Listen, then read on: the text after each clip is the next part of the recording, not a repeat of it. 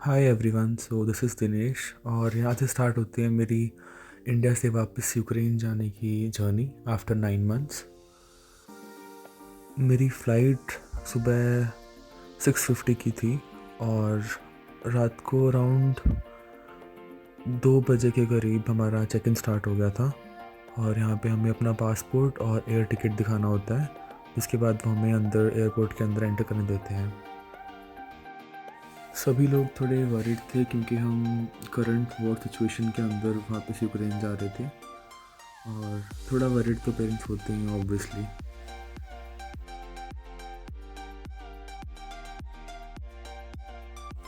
और ये रहे हमारे टर्मिनल 3 के एलिफेंट्स, जो कि बड़े ही मस्त लग रहे थे। और उसके बाद हमने सारा जो वो ड्यूटी फ्री आइटम्स थी एयरपोर्ट पे जो होती हैं वो हमने देखी, और डिफरेंट ब्रांड्स के शोरूम थे वहाँ पे।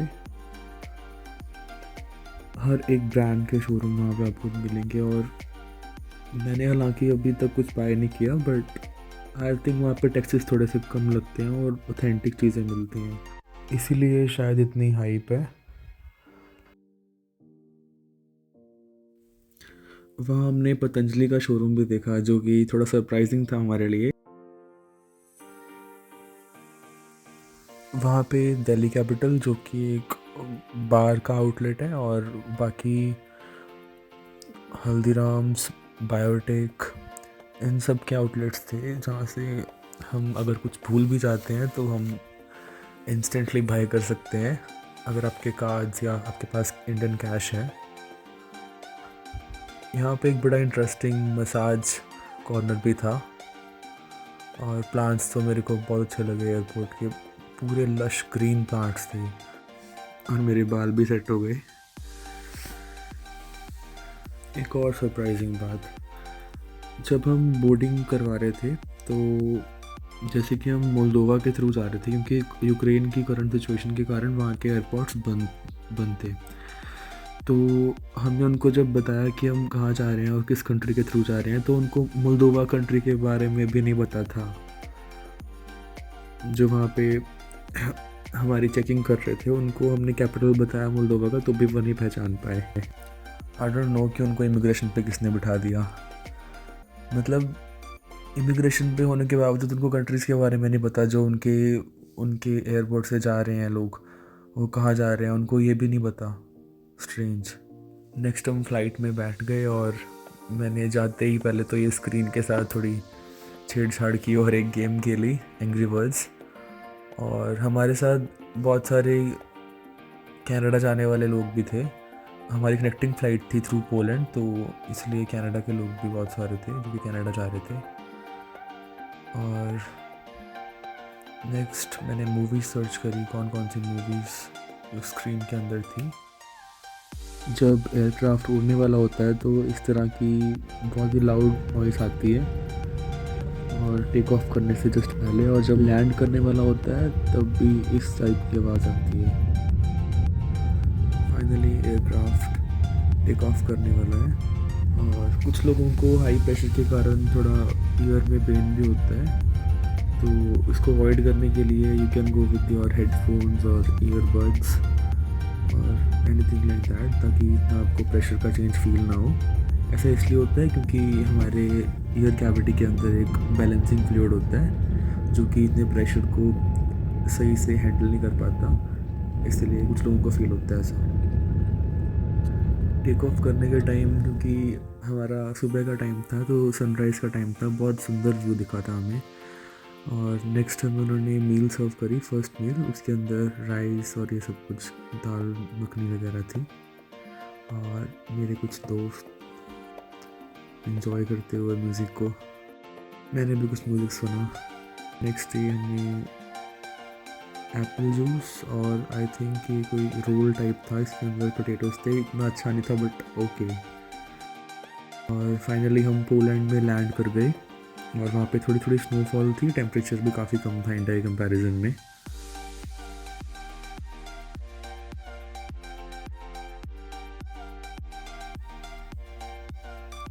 ये पोलैंड का एयरपोर्ट है, ये भी इतना बड़ा नहीं था, इंडिया के कंपैरिजन में तो काफ़ी छोटा था, और इतना वहाँ पे कुछ ब्रांड आउटलेट्स भी नहीं थे, नॉर्मल था। Warsaw, Poland.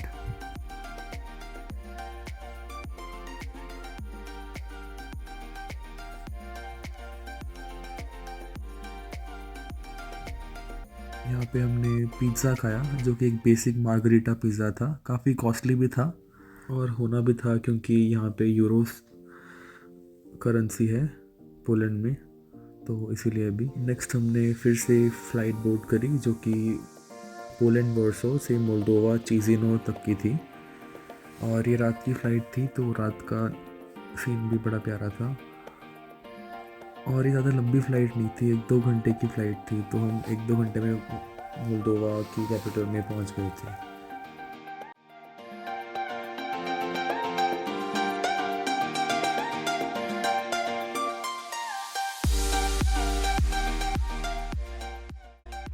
इस फ्लाइट में भी उन्होंने हमें एक snack kind of bread offer किया था, वो भी अच्छा था। फाइनली हम मोल्दोवा पहुंच गए।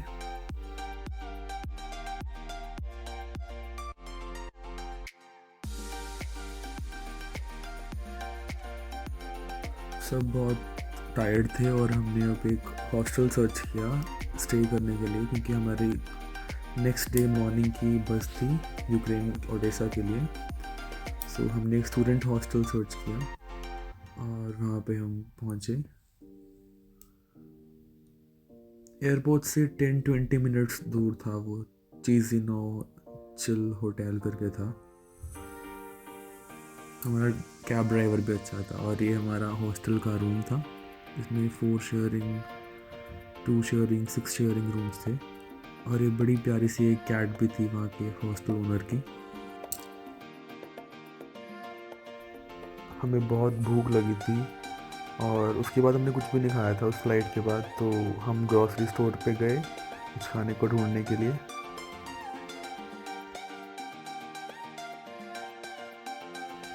यहाँ पे सब कुछ था बट हमें कुछ इंस्टेंट चाहिए था जो हमें कुक ना करना पड़े और हम इंस्टेंटली उसको खा पाएँ, तो इतना हमें हालांकि कुछ भी नहीं मिला, बट फिर भी मैंने आपको ये टूर करवा दिया यहाँ के ग्रॉसरी स्टोर का मोल्दोवा के। यहाँ पे कुछ सैलेड्स और ब्रेड्स भी थे बट वो खाने का भी मूड नहीं था।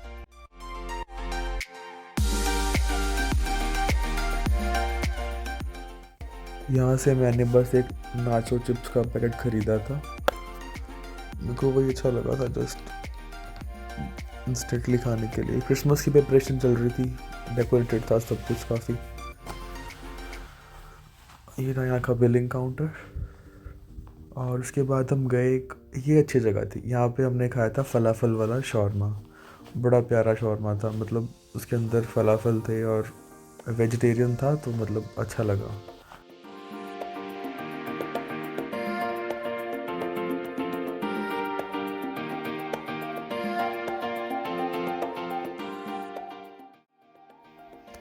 नेक्स्ट डे मॉर्निंग हम बस स्टेशन की ओर चल पड़े क्योंकि हमारी बस थी ओडेसा के लिए, यूक्रेन के लिए। वहाँ पे भी हमने कुछ फ़ोटोज़ और वीडियोस क्लिक करी और फिर इस मिनी बस के अंदर हम बैठ गए कॉफ़ी के साथ यूक्रेन के लिए फाइनली।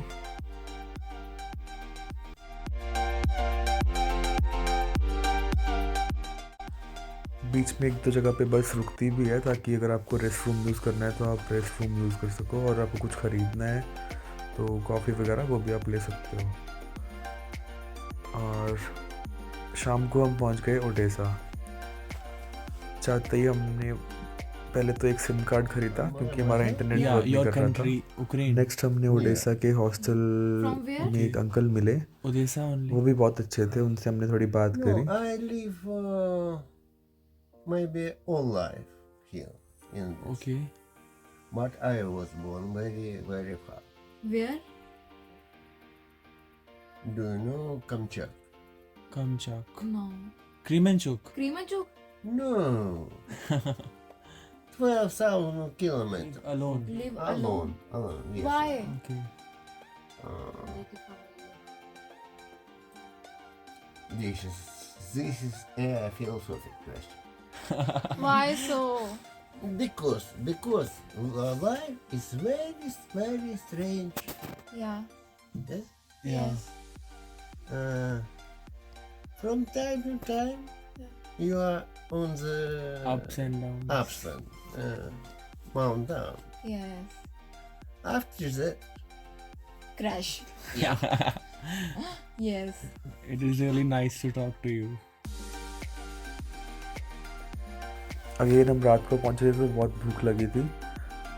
हम फिर ओडेसा के ग्रॉसरी स्टोर में गए, यहाँ से एक सैलेड लिया था और नेक्स्ट फिर हम एक रेस्टोरेंट में गए। वहाँ पे हमें बहुत अच्छा वेजिटेरियन बर्गर मिला जो कि अगेन फलाफल से बना हुआ था, साथ में फ्राइज़ थे और पेप्सी थी। और ये वाला मतलब बहुत फिलिंग था, ये मील हमें बहुत अच्छा लगा। रेस्टोरेंट भी काफ़ी अच्छा था, ये एम्बियंस वॉज गुड।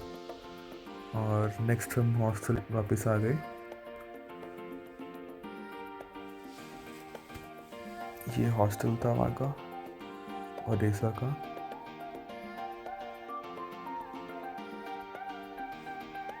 रात को बड़ी अच्छी नींद आई क्योंकि हम थके हुए थे इतने दिनों से।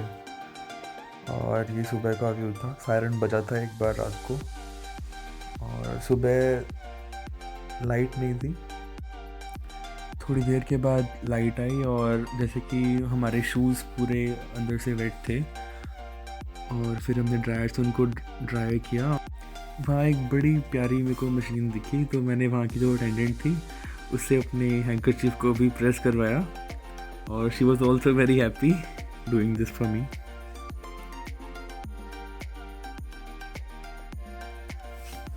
फिर हम निकल गए थोड़ा सिटी को एक्सप्लोर करने, ओडेसा को। और हमने वहाँ पे पहले प्लान किया कि हम कोई मॉल या फिर ऐसी जगह घूमने जाएंगे।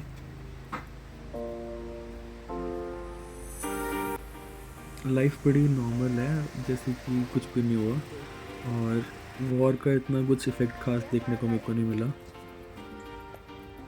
एक्सेप्ट इलेक्ट्रिसिटी कट्स के अलावा।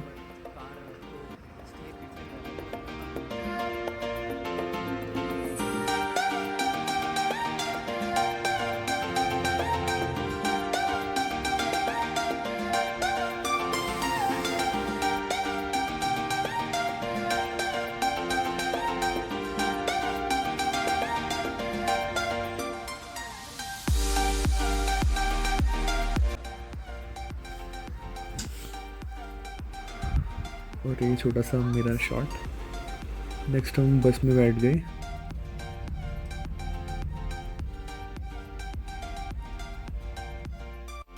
और एक पिज़्ज़ा प्लेस पे गए थे, भूख फिर से बहुत लगी थी, पिज़्ज़ा अच्छा था। और फिर हम एक ऑस्ट्रोव करके मॉल था वहाँ पे ओडेसा में, वहाँ पे गए थे। वहाँ के बाहर एक क्यूट सी बिल्डिंग थी और अंदर भी ग्रीनरी काफ़ी अच्छी थी।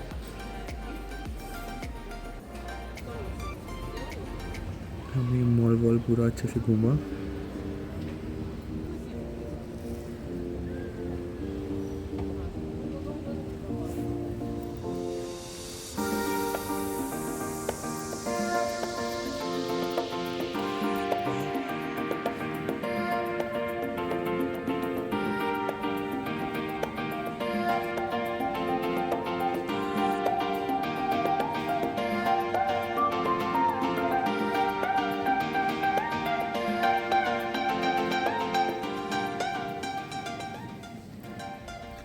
फिर हम गए हमारी मोस्ट अवेटेड साइट पर जो कि था ब्लैक सी, जिसको देखने के लिए हम बहुत एक्साइटेड थे क्योंकि हमने न्यूज़ में सुना था कि रशिया ब्लैक सी के थ्रू इन्वेड करना चाहता है और उन्होंने ग्रेन्स वगैरह की भी ट्रैफिकिंग करी थी रिसेंटली।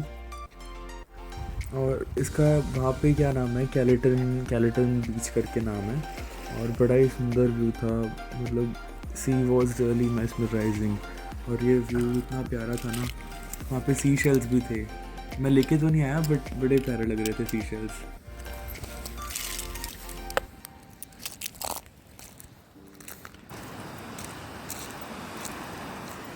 ये जो पानी की वेव्स की आवाज़ थी ये भी बहुत कामिंग थी।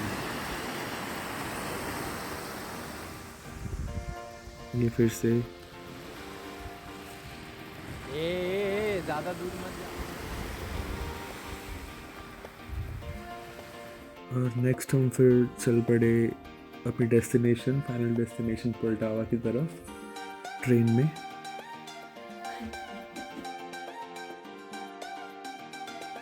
ट्रेन भी काफ़ी अच्छी थी, मतलब उन्होंने हमें ब्लैंकेट्स, पिलो सब कुछ दिया था।